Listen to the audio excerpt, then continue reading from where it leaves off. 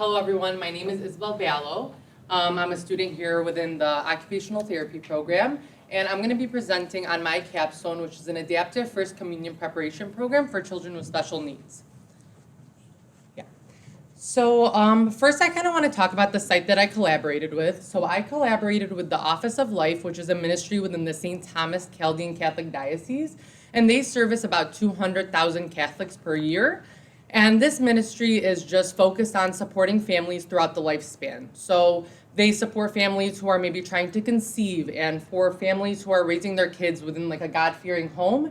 And I specifically worked with the special needs branch, which just focuses on supporting families who have special needs children. So I was in collaboration with the parish priest, Father Rodney, my site mentor, Julia KG, and then the special needs committee chair, Madison KG. So as I was speaking with all of these individuals, we had recognized that there was a big need for inclusivity within our community. So there wasn't enough adaptive programs for children with special needs. There was a lack of inclusivity with having these programs, and then there was a lack of faith-based training.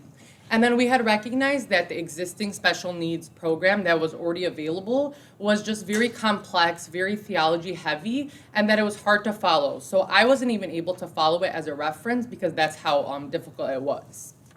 So as I was completing my literature review, I had recognized multiple themes that were consistent throughout the literature. So one was that there is a lack of faith-based training throughout just religious programs, and that parents were kind of complaining about that because the individuals who were teaching their children were not equipped to do so.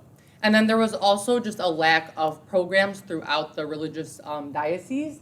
And then the third thing that we noticed was that there was a lack of meeting their needs. So for example, one parent had complained that they sent their children into this religious program and that they just kind of gave their children a coloring book. So when you're working with children on the spectrum, you have a wide spectrum. So there's low on the spectrum, there's high on the spectrum. It's not everybody has the same needs. So they kind of gave them a coloring page and thought that's all they can do, and parents just weren't happy about that. So my project aim was to create a program that was adaptable, sustainable, and just inclusive for these children and their families. So now I kind of want to talk about my deliverables, which is the entire program. And my program was a 12-chapter booklet that has visual supports. There's over 150 visual cards. There is leveled activities. So there's going to be 3 levels of activities that will aim from easy to hard. And then there's video supports and just a bunch of activities that will help teach the kids the concepts within the Catholic faith. So within each chapter, the first part of it is always going to be, I wrote the teacher's edition, so it's always going to be a teacher's overview. So it's just teaching it's just giving the teachers an overview to become well-rounded within the Catholic faith. So if the first chapter was about the Holy Trinity, it gives teachers the bullets of the importance of the Holy Trinity, why you're teaching it to the children, so that way they have the foundation to be able to teach these kids. And then the second one is always going to be a preparing for prayer teacher note. So I'm just trying to let the teachers know that no matter how the children are participating in prayer, it could be that they're nonverbal, so they could just nod or use a visual card. They don't always have to verbally kind of repeat the prayer. So just letting the teachers know that will help them become adaptive throughout their classroom. And then we'll always have a prayer progression. So what it is in the 12 chapters is it'll always start with the Lord's Prayer, and then it'll end up progressing to the Hail Mary, which is a devotion to Jesus' mother. And what we did is, so we don't overwhelm the kids, the first chapter will have 1 or 2 sentences. So it'll be like, Our Father who art in heaven. The next week they'll learn a sentence until they kind of finish the prayer. So that way we don't overwhelm them, and then they're still able to learn the prayers. And then each prayer will come with a visual card, so that way if they do struggle with the processing, because when you're working with children with a deficit or developmental delay or who are on the spectrum, they have a different processing time than somebody who is maybe neurotypical.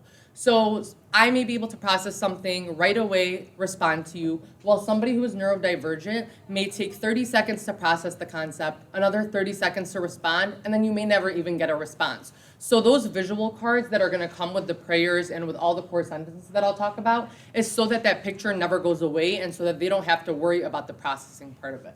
And then it's also for consistency and routines. And then I have core sentences. So the core sentences is basically teaching the kids what the topic is for that day. So instead of giving them a theology heavy Bible passage and something that may be hard to grasp, what I did was I split it up into very simple sentences. So for example, the first chapter is about the Holy Trinity. So one sentence may be, God is the Father, period, and then they'll have a visual card to go with it. And the second one will be Jesus is the Son, period, and then a visual card to go with it. So it's just kind of to not overwhelm the kids and be able to teach the concept in a simplified way. And then there's always going to be a visual support that'll be played in the classroom. This will be kind of to teach maybe those visual learners. It'll be like a cartoon of maybe like God's creation. And then they'll be able to, the teacher will be able to pause the video or continue it at any time of the class. That's something we included so that way they can be adaptive throughout the entire classroom. So we just wanted to let the teachers know that not everything has to go on the same schedule or routine, because when you're working with children on the spectrum, that's never going to be the way it goes. So we always let them know you could pause, you can maybe have your kids take a break, you can continue the video later, you can switch up concepts. So it's always just going to be what the kids need at that time. And then after that, we have the leveled activities. So this is what kind of makes the whole entire program sustainable.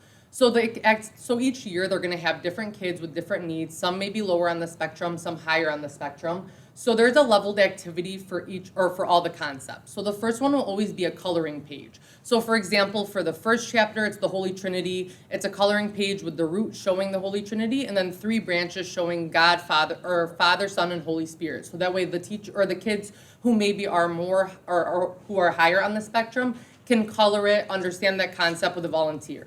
The second one may be for somebody who may be able to complete a harder activity. So it's going to be that they see the sentence like, who is the Father? And then they'll circle a picture of God, or they'll circle a picture of Jesus. So they'll be able to do that with the second activity. And for the third activity, which is a little more complex for those kids who may be higher in those, have higher knowledge and able to do certain things, it'll be like a fill in the blank, where it'll be like God is the blank, and then they'll either have to fill in like Father, or they'll cut out a piece of paper and put it on there. So those activities are just making sure that we're meeting multiple kids' needs throughout. And then there's always going to be a closing prayer, which is that prayer progression. And then there's going to be a caregiver guided homework. So it's a checklist of stuff that the kids can do at home with their caregiver. They don't have to complete all of them, but it'll be like one of them is have your kid practice the prayer for that day, or have your kid tell you something God created. And the caregiver, or if the kid is able to do so, will check it off and the caregiver will sign off on it. So that's just to let the kids, or to let the parents know that they don't need to complete everything, but that they just need to kind of apply what was done in the class that day. And then I completed this project because I had completed a level 1 fieldwork experience at a Jewish community center, and I had saw so many children within my community at this summer camp, and I didn't realize how many children were on the spectrum within my community. So when I brought this up to the parish priest, I had said that I feel like maybe the parents are uncomfortable to bring their kids because we're not inclusive enough, or they may be embarrassed.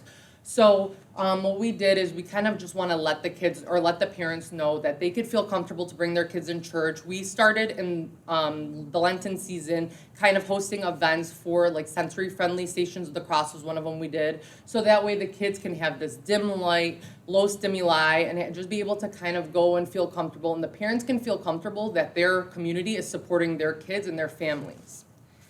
And then a challenge that I had with this capstone was that, like, for example, I was writing chapters 1 and 2 for over a month because we couldn't get all opinions to kind of fit in the same chapter. So the priest wanted me to have these theology heavy things, and then I would say, like, I want something adaptive, and I want to make sure it's simplified, and then we had the committee chairs. So just kind of balancing out all those opinions and making one resource that applied to everybody was a challenge, but it was something that really helped me learn to apply that constructive feedback throughout, and it made the program just that much better.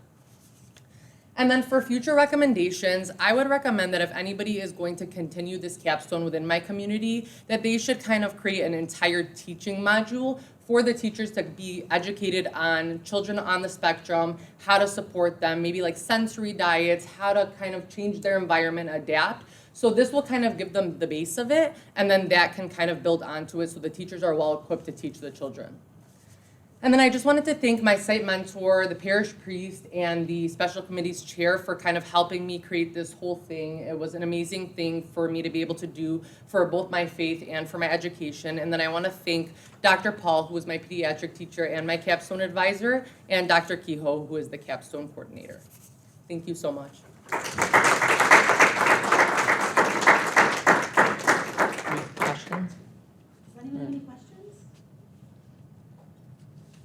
Can you reiterate and tell us like how far you got? I know you mentioned chapters and activities and.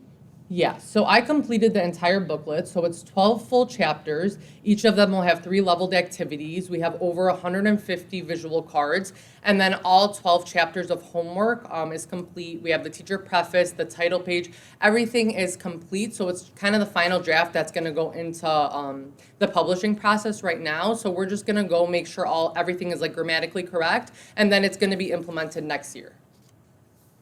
This is so incredible. Thank you. That's all I can say about that. Thank you so much.